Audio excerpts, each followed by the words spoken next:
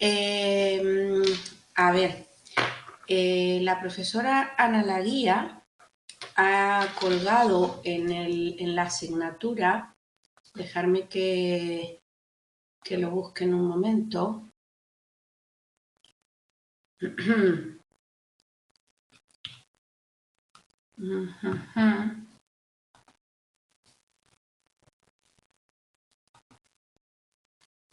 En el foro de consultas generales ha colgado un mensaje en el cual dice que en la página del curso virtual, debajo del título de cada tema, hay un enlace al vídeo, ¿vale? Entonces, debajo de cada tema hay un enlace que pone vídeo, tema, pero veo que el vídeo del tema 6 de la semana pasada no lo colgó, Ana. Vale, tenéis razón, gracias por avisarme, ¿vale? Lo voy a colgar yo hoy en el foro, eso para empezar, porque está disponible y aparte le voy a pedir a Ana que lo añada.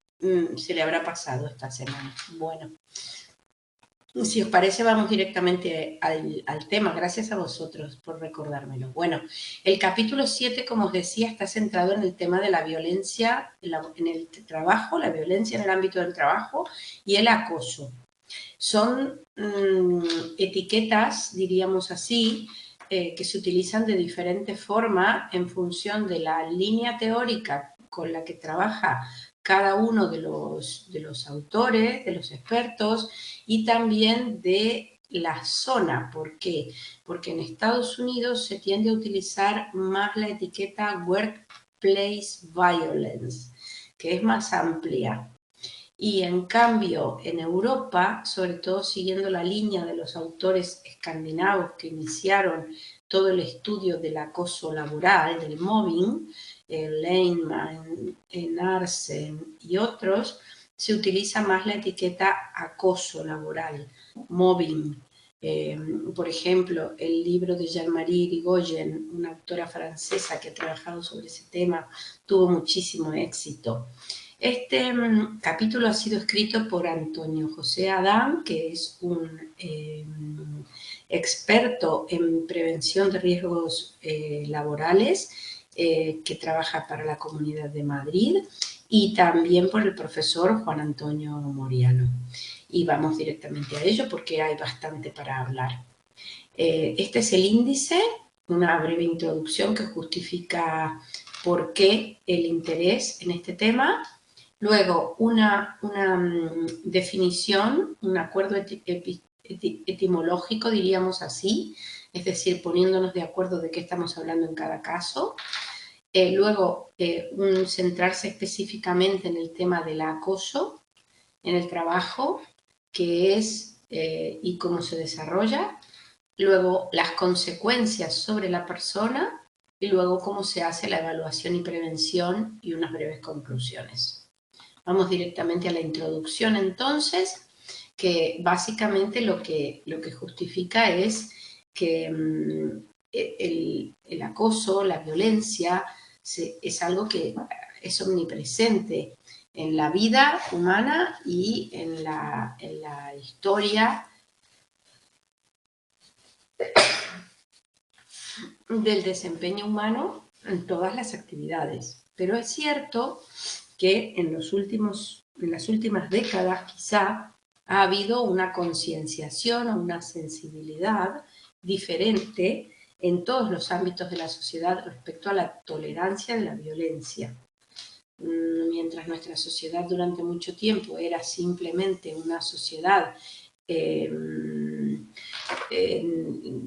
donde el más fuerte imponía sus derechos, sus poderes y sus deseos sobre los más débiles, hoy en día el respeto y la protección a los más débiles, por lo menos en el discurso, permítaseme ser un poquito crítica, por lo menos en el discurso, está claramente instaurada. Ahora habrá que llevarlo a la práctica, porque claro, si eso fuese así, pues no estaríamos hablando de este tema. Y estamos hablando de este tema realmente porque la violencia y el acoso son un riesgo laboral muy importante y un riesgo laboral que afecta a una importante proporción de la masa de los trabajadores. Aunque estamos hablando de los datos de la encuesta europea de condiciones de trabajo que se recogieron en 2015, porque es la que se publicó en 2016 y cuando se iba a publicar la de 2020 llegó la pandemia, se está ahora preparando la nueva y dudo mucho que los datos cambien. Y además, si miráis en el manual, lo plantea que en España la encuesta nacional de condiciones de trabajo, que esa es de 2017, tampoco arroja datos muy ajenos a este 16%. Habla de 13% de violencia verbal y de porcentajes menores de violencia física. Pero en todo caso queda clarísimo que es un problema muy importante en el ámbito de las organizaciones y en el ámbito de la vida laboral y que debe ser analizado para entender qué es y cómo opera y intentar prevenirlo de alguna manera. Entonces, vamos a ponernos de acuerdo sobre qué estamos hablando. Las definiciones sobre la violencia laboral son bastante amplias y variadas. Algunos autores se centran en el componente de agresión, es decir, el componente de violencia física o verbal, pero explícita. Hay otros que adoptan definiciones que intentan cubrir aspectos más sutiles. Por ejemplo, formas de comportamiento o acción negativas en las relaciones entre dos o más personas. Es decir, el dejar a una persona aislada, sin tareas, ningunearla, quitarle aquellas competencias o prerrogativas propias de su función o de su rol, no permitirle ejercer su trabajo. Todo esto escaparía a la primera definición, pero estaría englobada en la segunda.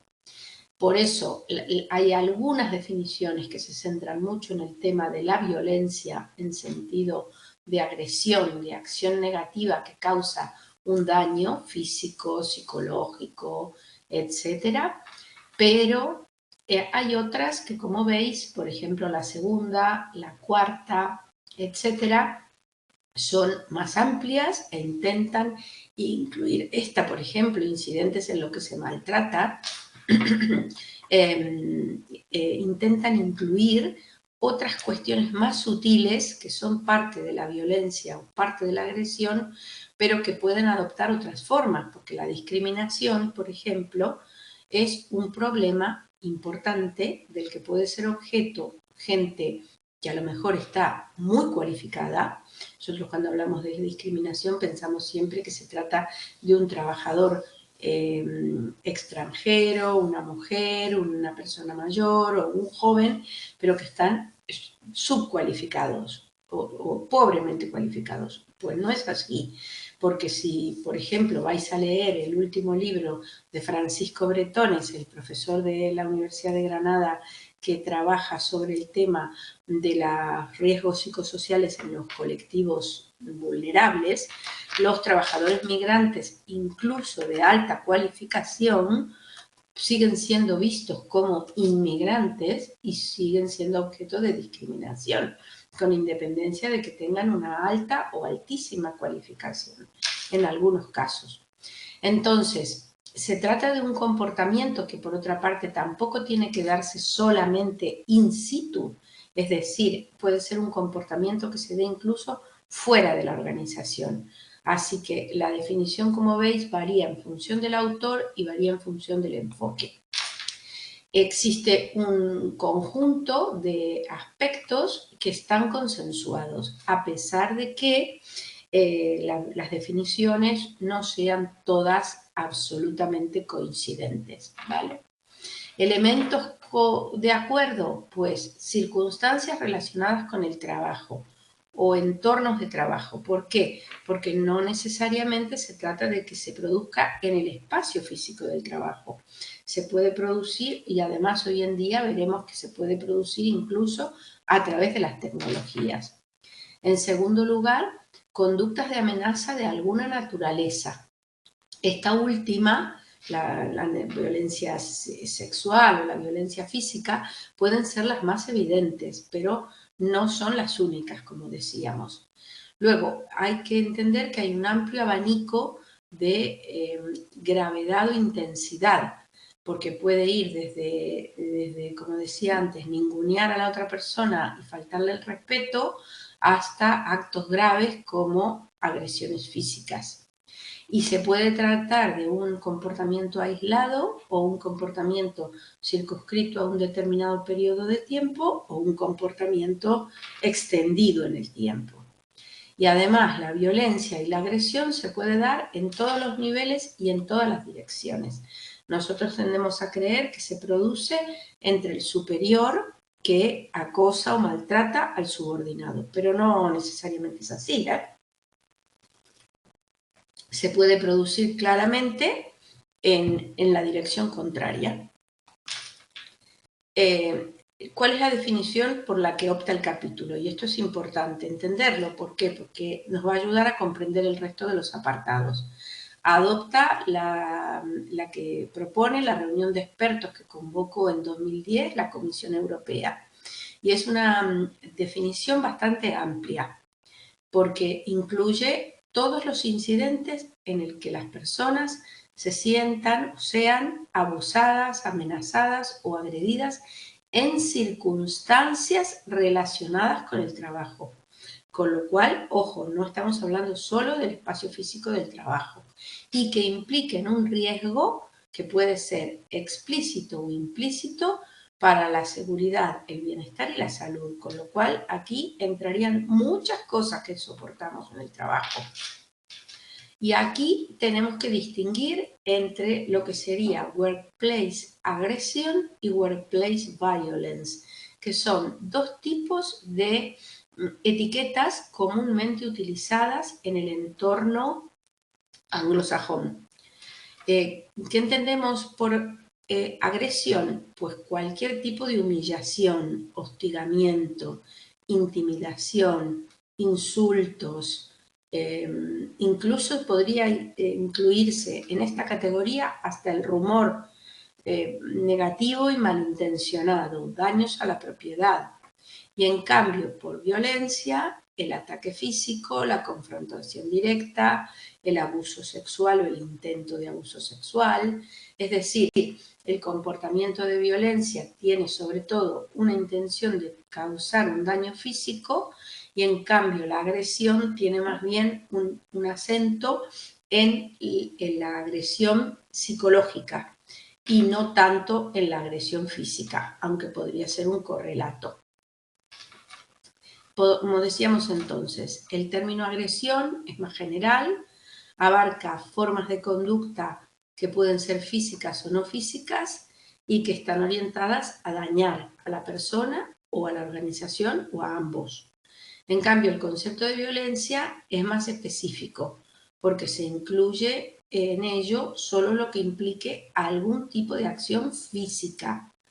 En general, la conducta agresiva en el contexto laboral no es tanto una agresión caliente, no sé si os acordáis de la distinción que se estudia en primer curso entre agresión caliente o reactiva y agresión fría o calculadora o instrumental.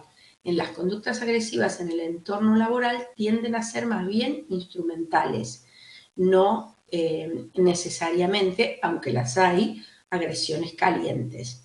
Pero a veces hay que estar en las reuniones de departamentos y de equipos de trabajo, para ver de lo que estamos hablando cuando hablamos de que no hay agresión caliente. De la misma manera, dentro del concepto de violencia, también se puede distinguir el concepto de violencia psicológica del concepto de violencia física. La violencia física sería pegar, golpear, empujar, robar, atacar, violar Todo esto sería lo que coincidiría con el constructo de Workplace Violence. En cambio, el constructo Workplace Aggression se relaciona más bien con la violencia psicológica y está estrechamente vinculado con lo que se llama mobbing y con lo que se llama sexual harassment o acoso sexual, que son dos aspectos relevantes que se analizan dentro, por lo general, de los mismos estudios.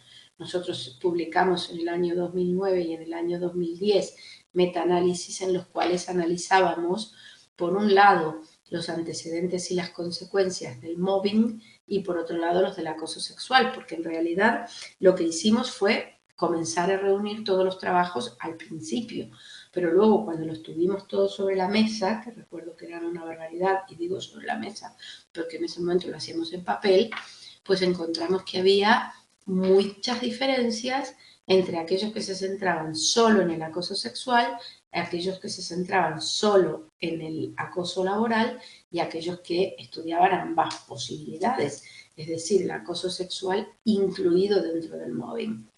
Entonces, al final había que analizarlos por separado. Y por otra parte, en la experiencia, muchas veces los análisis luego también convergen, ¿no? Ahora hemos propuesto un curso de educación permanente de la UNED que se llama precisamente Acoso laboral y sexual en las organizaciones, o la mirada psicosocial, y se trata justamente de intentar ver de qué manera conceptualizar y entender los procesos que están detrás. Porque a veces lo difícil es justamente explicar los antecedentes y los condicionantes que favorecen la aparición de estos conductas, ¿vale? Respecto a la violencia psicológica, las evidencias vienen a señalar su mayor frecuencia, la manifestación en actos más pequeños, es decir, menos llamativos. Si nosotros vemos que un profesor, pienso en el departamento, ¿no? Si nosotros viéramos que un profesor empuja a otro o le pega, sería una cosa tremenda y totalmente fuera de lo habitual. Pero ver que le ofende, que le insulta en una reunión, que le desprecia, que le boicotea su trabajo, eso es el pan de cada día. Y bueno, es muy poco, lamentablemente, el reparo que puede ofrecer la víctima. Es decir, aunque creamos que los entornos laborales están altamente normativizados y muy protegidos y que si nos pasara esto encontraríamos rápidamente normas, criterios y reglas de los cuales echar mano para salvaguardarnos, estamos equivocados. La violencia psicológica es como el agua. No sé si alguna vez habéis tenido en casa una fuga de agua y veis la mancha en el techo, o la fuga ha sido del vecino, y veis la mancha en el techo por aquí y creéis que la filtración está ahí arriba, y no. A lo mejor la filtración está 2 habitaciones más allá, en la casa del vecino, porque su baño o su cocina no están encima de donde vosotros tenéis la filtración. ¿Por qué? Porque el agua se ha ido expandiendo, ¿no? Y la violencia psicológica es semejante. Se esconde muy bien. En cambio, la violencia física no. Y el problema es que la violencia psicológica puede tener conductas para la salud tan graves o peores que la violencia física. Lo que pasa es que la víctima se encuentra mucho más indemne, justamente por esto que decía antes, porque es difícil tipificar los eventos de violencia psicológica, mientras que en cambio son muy evidentes los eventos de violencia física. Ojo que estábamos hablando, como decíamos antes, de circunstancias relacionadas con el trabajo, no necesariamente de que se tenga que realizar esa violencia en el puesto de trabajo, porque hoy en día, y mucho más lo hemos visto con la pandemia y ahora si recrudecen las cepas y las variantes, no volveremos a ver desgraciadamente, no podemos hablar de que exista una delimitación clara de lo que es el contexto laboral, porque hoy en día el contexto laboral excede a los entornos físicos en los que se desarrollan las tareas. Yo ahora estoy trabajando en mi casa, pero estoy trabajando, esto que estoy haciendo es trabajo. Entonces, lo único que debe existir es algún tipo de nexo causal entre la acción violenta y la actividad laboral. Es decir, si yo recibo un email con un insulto o con una ofensa o con una expresión impropia por parte de un compañero, de otro profesor, probablemente, aunque lo reciba en mi casa y no tenga al otro profesor delante, dado que nos une una relación laboral, eso se puede considerar violencia. Violencia asociada al trabajo. Como decíamos, las conductas violentas se pueden clasificar. Se pueden clasificar sobre todo distinguiendo el acoso sexual del acoso moral y de la violencia física. Esto no significa que una y otra no puedan estar unidas, no puedan darse en una misma situación. Claramente, el acoso sexual es una acción o intento de índole sexual, ya sea a través de una agresión efectiva o de la creación de un entorno humillante, hostil, ofensivo, intimidatorio, chistes, bromas, roces indeseados, tocamientos, exhibiciones, gestos. El acoso moral o mobbing es el abuso, la amenaza, la humillación, siempre en circunstancias relacionadas con el trabajo, y la violencia física es evidentemente la agresión física. Aquí es importante señalar, como decía antes, que el constructo de acoso puede incluir los tres componentes, es decir, puede incluir más de una manifestación. Cuando hablamos de tipos de conductas, si miráis en la página, dame un segundito, estoy buscando aquí, en la página 164 tenéis esta tabla donde aparecen los tipos de situaciones violentas que se pueden presentar en función de la relación que hay entre agresor y víctima y del colectivo de riesgo. Entonces, la violencia criminal suele estar relacionada con un atraco, una acción terrorista, una agresión relacionada con consumo de sustancias, con una enfermedad mental, y el agresor por lo general suele ser un cliente, un usuario, el destinatario de un servicio.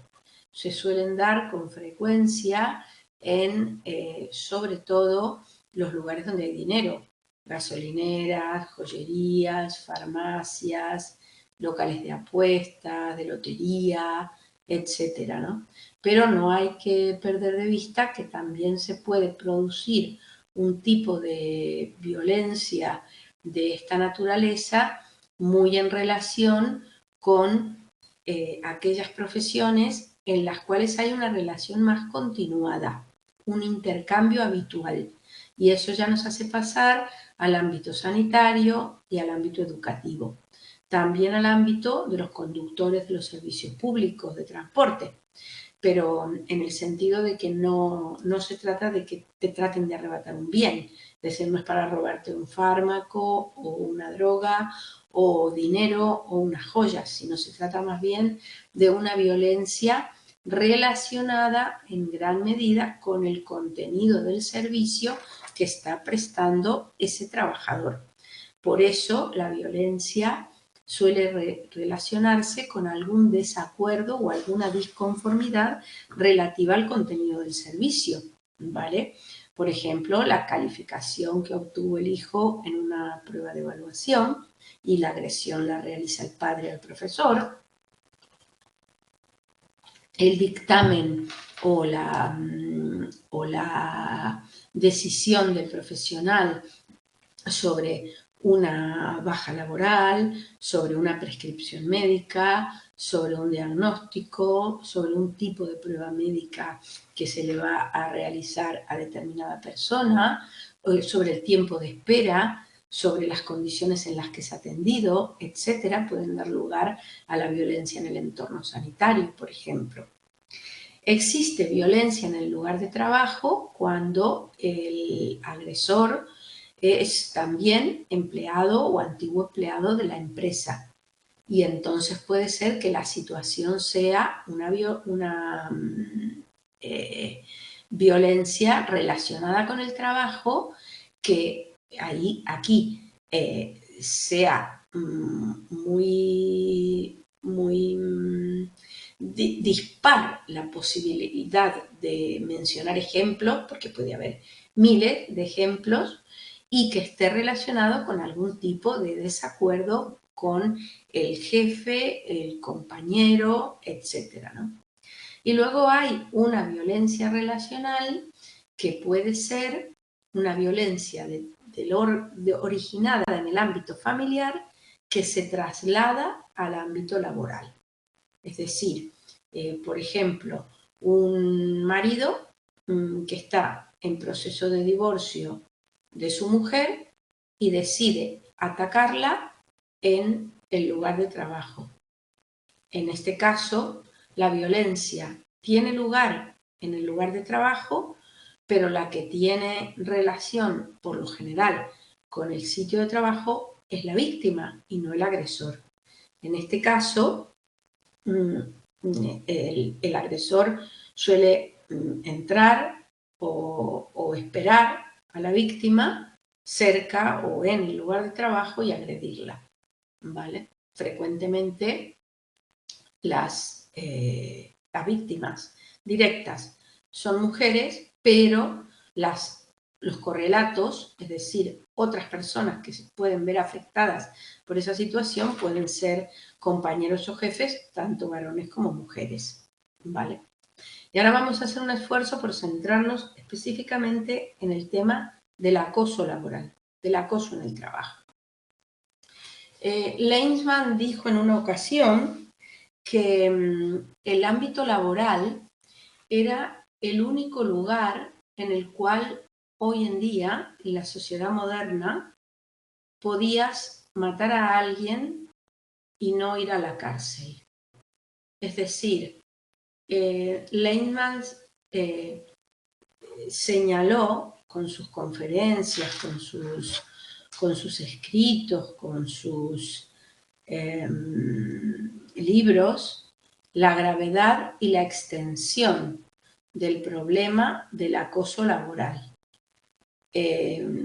La continuidad de su trayectoria la retoma Einarsen, que además va a tener el mérito de haber escrito o validado, construido uno de los mejores quizá cuestionarios para evaluar el tema del acoso en el trabajo. ¿Por qué nos interesa? Pues nos interesa porque tiene consecuencias muy negativas, porque tiene una alta tasa de incidencia y porque es un fenómeno transcultural. Es decir, está presente en muchísimas empresas, en muchísimas organizaciones, con independencia del sector comercial de que se trate, con independencia de la cultura y del nivel de cualificación de los trabajadores. Hay muchísimas definiciones. Hay definiciones centradas sobre todo en los aspectos de continuidad. Hay otras centradas en los aspectos psicológicos y hay otras centradas sobre todo en la cuestión relativa a la agresión. Es decir, hay algunas que van a señalar, como por ejemplo esta del año 76, que incluso el intento es parte, el intento no exitoso es parte de la propia agresión, del propio acoso. Es muy claro el acuerdo entre todos los autores que tiene que haber continuidad y repetición. No se puede hablar de acoso laboral por un evento, no se puede hablar de acoso laboral si hay un conflicto simplemente en el trabajo y la acción no está dirigida contra esa persona. No se puede hablar de acoso laboral si no hay una deliberada intención de maltratar al trabajador, ya sea por parte de un superior, de un subordinado, de los compañeros, etcétera, ¿no? Yo creo que la definición más amplia y la más comprensiva es precisamente la de Lehmann, que habla de terror psicológico. Y hay que ver que se centra en el estilo comunicativo. Es muy importante que él señala que el modo de comunicación hostil y sin ética es como la clave del proceso. ¿Por qué? Porque es muy sutil la cuestión y por consiguiente permite que incluyamos dentro del acoso laboral un conjunto de comportamientos que no estarían incluidos si ceñimos la definición solo a lo físico o solo a lo evidente y manifiesto, ¿vale? Luego, hay que tener en cuenta que si quisiéramos distinguir una situación de acoso de una que no lo es, no tendríamos que ceñir como mínimo a una serie de aspectos, de los cuales el más importante, el más significativo, es precisamente la sistematicidad y persistencia. Es decir, la víctima no puede acusar o denunciar un acoso por un único evento. Eso no es acoso. Eso puede haber sido maltrato, puede haber sido agresión, puede haber sido injusticia organizacional, puede ser incluso un delito si se está contraviniendo una norma, o una infracción si se está contraviniendo una norma explícita de un ámbito organizacional. Pero eso no es acoso, porque el acoso tiene que ser sistemático, repetido y persistente. Además, tiene que tener una serie de efectos negativos sobre la persona que es víctima. La víctima de acoso no puede fácilmente demostrar que se está produciendo una situación de acoso si no tiene como correlato algunas de las posibles consecuencias del acoso. Y otro elemento que suele ser muy importante es la diferencia o el desequilibrio de poder. Pero ojo, que aquí tenemos que entender que hay desequilibrios de poder que pueden ser formales, pero hay otros que son informales. Y esto es muy duro de aprender. ¿Por qué? Porque quien tiene el poder formal muchas veces cree que con eso realmente tiene el poder y a lo mejor no tiene nada. Lo único que tiene es la oportunidad de llevarse un disgusto muy grande cuando se dé cuenta que el poder informal lo tiene otro y que le puede seguir acosando a pesar de la categoría superior formal que la víctima tenga. Estos tres elementos son importantes para recordarlos, ¿vale? ¿Cuáles serían las conductas más prevalentes de naturaleza sociolaboral que se incluirían dentro del constructo del acoso laboral?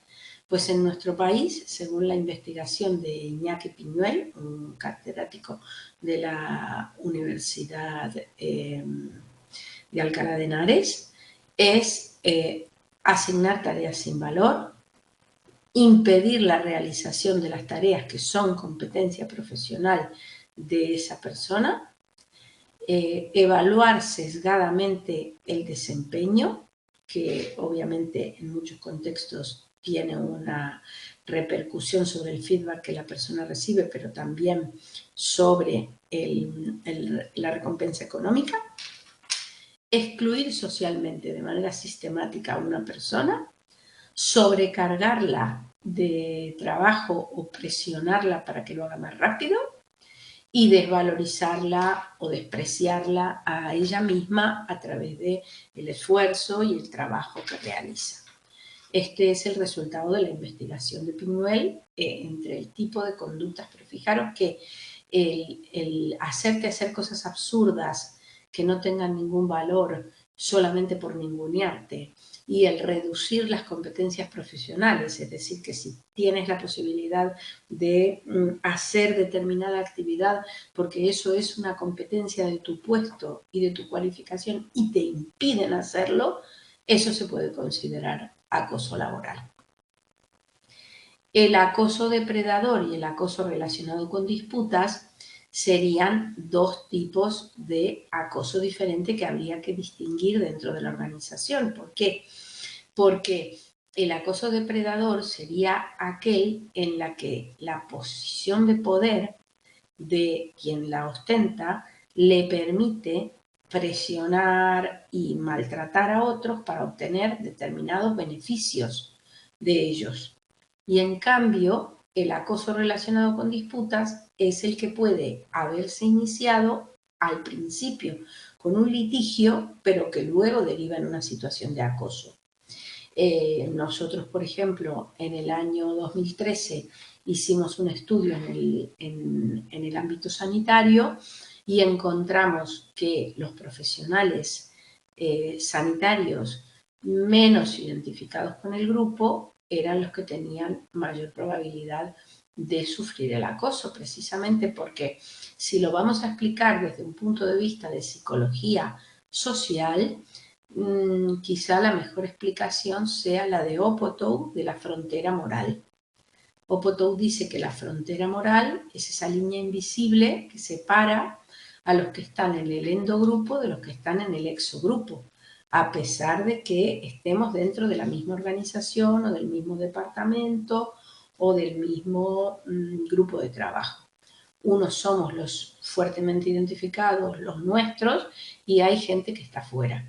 Entonces, cuando alguien está fuera de la frontera moral, me importa muy poco lo que le suceda. Es decir, la frontera moral marca la diferencia entre que yo me vaya a jugar por defender a los que están dentro y que me dé igual lo que les pase a los que están fuera. Por consiguiente, estoy dispuesto a sacar la cara, a defenderme, a defender y a involucrarme para proteger los intereses y el bienestar de los míos, pero no de los otros. Y por eso, para que se produzca una situación de acoso, se necesitan dos componentes. Uno es el acosador, obviamente también la víctima, pero se necesitan los que los americanos llaman los silent bystanders, es decir, los espectadores silenciosos, los que miran para otro lado. Si la víctima no estuviese en un vacío de apoyo social, no sería víctima, sería defendida. Eso es otro elemento muy importante a tener en cuenta. Como decíamos, un elemento esencial del concepto de acoso es la continuidad en el tiempo. Los criterios de frecuencia y duración no siempre son fáciles de explicar. Es decir, separar a una persona y aislarla es un evento.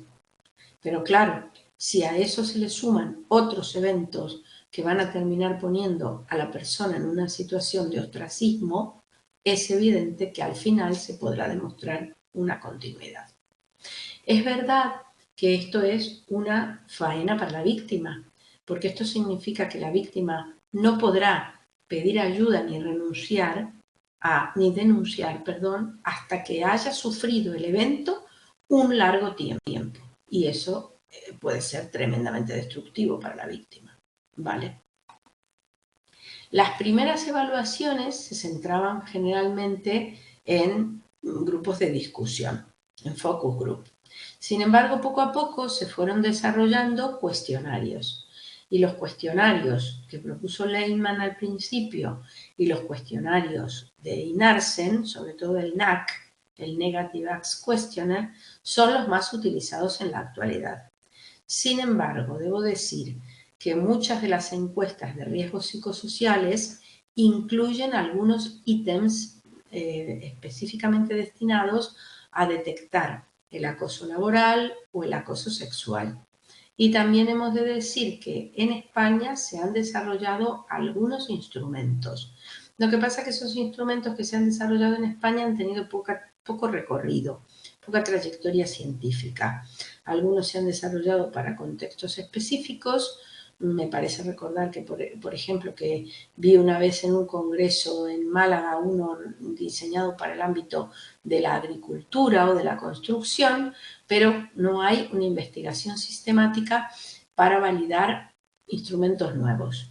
Por lo tanto, se trata de una traducción de instrumentos que siempre tienen una cierta distancia con nuestros conceptos, con nuestros constructos culturales, ¿vale? Las categorías de abuso que señala el manual, estoy hablando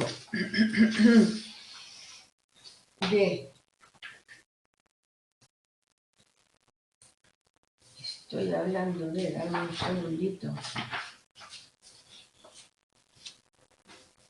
Estas que aparecen en la página 167 van a ser de diferente grado de severidad. Algunas tienen una severidad muy grave, por ejemplo, aquellas dirigidas al abuso emocional o al abuso físico, y muchas otras están relacionadas con cuestiones mucho más sutiles que pueden producir un daño psicológico a la persona, pero que, como decía, son mucho más escurridizas y difíciles de identificar por parte de la víctima y de denunciar, de probar.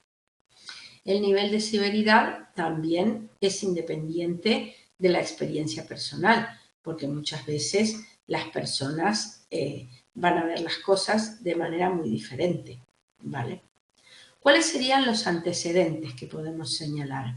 Pues tenemos que señalar factores de tipo cultural, pero también factores organizacionales y antecedentes individuales. Esto nos llevaría a que las conductas de acoso percibidas por la víctima van a estar moderadas por la tolerancia o la intolerancia de la organización frente a este tipo de conductas. Y todo esto nos va a llevar a las reacciones de la víctima y a las consecuencias sobre la persona y sobre la organización. Quizá la tolerancia organizacional sea un elemento muy importante en el que hay que incidir. Las consecuencias de la exposición a la violencia y al acoso se analizan en el siguiente apartado y están muy bien resumidas en este gráfico, porque las hay físicas, las hay psicológicas, descensos de la motivación, pero también de la autoestima, trastornos duraderos en el tiempo como la ansiedad y la depresión y conductas de autolesión, agresión, absentismo y también conductas organizacionales como el abandono, la intención de abandono, el efecto de estoy mirando esto como si fuera una película, me distancio psicológicamente porque no lo puedo soportar, etcétera, ¿no? ¿Cómo se produce la evaluación? Bueno, la evaluación es muy complicada. ¿Por qué? Porque su objetivo es identificar tanto los factores de riesgo como los tipos de violencia. Y ese sería uno de los aspectos de la actividad preventiva, para evitar que la violencia o el acoso realmente lleguen a producirse. Pero claro, no es el único, evidentemente. El técnico o el responsable de prevención es el que se va a tener que enfrentar a las conductas efectivas que se dan por comunes, por aceptadas dentro de un contexto y que tendrá que identificar como potenciales antecedentes del acoso laboral. Es decir, un contexto donde la falta de respeto, el maltrato, el modo inadecuado de transmitir las órdenes, de dirigirse a las otras personas, etc. En la norma, evidentemente va a ser un lugar donde el nivel de tolerancia a las conductas de acoso sea alta. Y será el técnico de prevención el que tendrá que trabajar en ayudar a cambiar la cultura de la organización y en ayudar a modificar ese tipo de comportamientos para que las personas se encuentren en entornos más seguros y en entornos más saludables. Además, tendrá que formar al personal y sensibilizarlo para que sean capaces de ver lo que está pasando. En cuanto se produce la violencia, básicamente el proceso tendrá que analizar el riesgo y proponer medidas que pueden ser preventivas, pero también medidas después para hacer frente al proceso de violencia. Y ello requerirá un seguimiento. El seguimiento es sumamente importante porque, pues, justamente por el carácter de continuidad de este tipo de eventos. Es decir, estos eventos no se producen una única vez en el tiempo. Entonces, el técnico de prevención tendrá que ser capaz de identificar y estimar la probabilidad de que un determinado riesgo se transforme en un evento real y concreto de acoso. Para esto hay que tener en cuenta factores personales, pero también factores del diseño del puesto de trabajo. Existen puestos de trabajo mal diseñados por el espacio, por las tareas, por las condiciones y por consiguiente la persona tiene un alto grado de probabilidad de sufrir maltrato o acoso en el trabajo.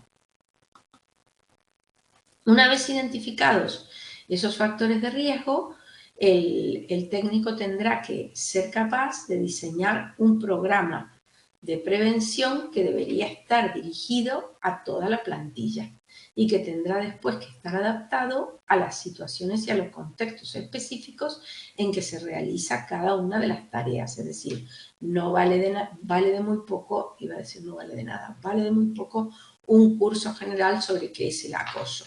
¿Vale? Eso no es un programa de intervención. Las medidas preventivas se pueden poner en marcha apelando a estrategias de diferente tipo, unas centradas en el entorno físico, otras en el organizacional y otras en la conducta que relaciona a las personas. En el entorno físico puede haber aspectos de seguridad, sobre la circulación en los espacios, sobre las barreras físicas, sobre el acceso, cámaras, detectores de metales, el control de accesos, el diseño de zonas de espera, el control de las colas y la gestión de citas. Todo eso contribuiría, por ejemplo, a reducir la agresión que se produce en el ámbito sanitario o en el ámbito de los servicios de atención al público cara a cara. Aquellas decisiones que afectarían aspectos organizacionales estarían más bien centrados en la política, en los programas y en las prácticas de trabajo. Es decir, situaciones de vulnerabilidad o actividades de riesgo que deberían ser evitadas, hacer rotar a los trabajadores entre los puestos de diferente tipo de riesgo, facilitar dispositivos de alarma o de alerta y también formar a las personas adecuadamente tanto sobre su sistema de trabajo como sobre la gestión de las situaciones de conflicto o de violencia. Y si miramos las medidas, tenemos que pensar que no todas las medidas pueden tener la misma incidencia.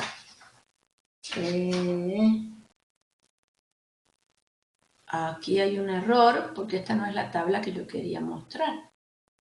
Perdón, Esta tabla, luego voy a cambiar estas transparencias, esta tabla es repetida de la anterior, pero yo la tabla que quería mostrar aquí era la tabla 710, que es la que está en la página 177, y aquí entonces compara medidas anteriores y medidas posteriores.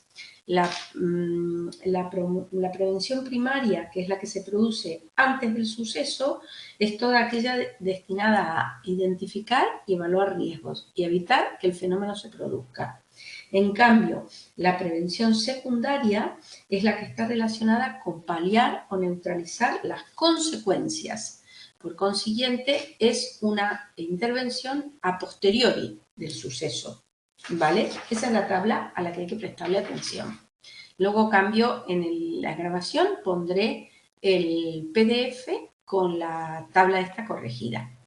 Y por último, entre las conclusiones, quizá lo más importante que señalan los autores es que estos procesos pueden tener múltiples resistencias.